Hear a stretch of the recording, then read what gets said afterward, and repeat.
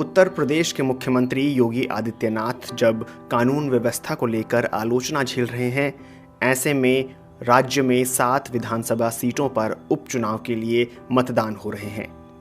राज्यसभा चुनाव को लेकर जहां मायावती की बहुजन समाज पार्टी और अखिलेश यादव की समाजवादी पार्टी में दुश्मनी बढ़ गई है, तो कांग्रेस भी प्रियंका गांधी के नेतृत्व में विपक्ष की जगह लेने के लिए बेताब दिख रही है। प्रदेश में 2022 के विधानसभा चुनाव से पहले 7 सीटों पर हो रहा ये उपचुनाव अखिलेश, मायावती और कांग्रेस के लिए खुद को साबित करने की चुनौती है। ये तीनों ही दल साबित करना चाहते हैं कि योगी सरकार को टक्कर देने में कौन सक्षम है। साल 2017 के विधानसभा चुनाव में इन 7 सीटों में से 6 पर बीजेपी को जीत मिली थी। कहा जा रहा है कि इस बार का चुनाव बहुध्रुवीय है और योगी सरकार से कई तीखे सवाल पूछे जा रहे हैं।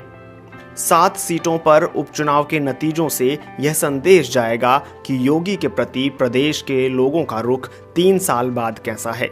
इन 7 सीटों पर योगी आदित्यनाथ ने प्रचार की कमान खुद संभाली थी। वहीं कांग्रेस, समाजवादी पार्टी और मायावती इन उपचुनावों को लेकर उस तरह से मुखर नहीं दिख रहे। तीनों पार्टियों का शीर्ष नेतृत्व मुख्यमंत्री योगी की तरह उपचुनाव में सक्रिय नहीं रहा। योगी आदित्यनाथ अपनी रैलियों में अनुच्छेद 370 को निष्प्रभावी करने और राम मंदिर निर्माण को उपलब्धि के तौर पर पेश करते रहे। हाल ही में एक रैली में योगी ने प्रदेश में कथित लव जिहाद को लेकर भी नया कानून बनाने की बात कही। इसके साथ ही उन्होंने गौ हत्या पर भी कड़ी कार्रवाई करने की घोषणा की।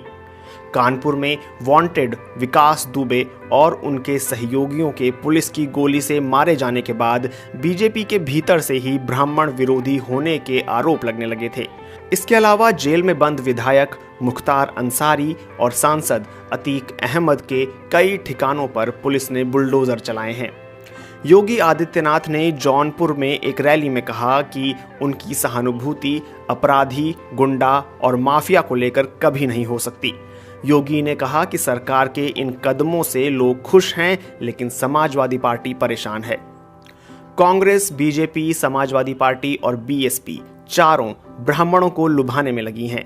देवरिया सीट पर चारों पार्टियों ने ब्राह्मण उम्मीदवार उतारे हैं। देवरिया सीट बीजेपी विधायक जन्मेजय सिंह की मौत के कारण खाली हुई है।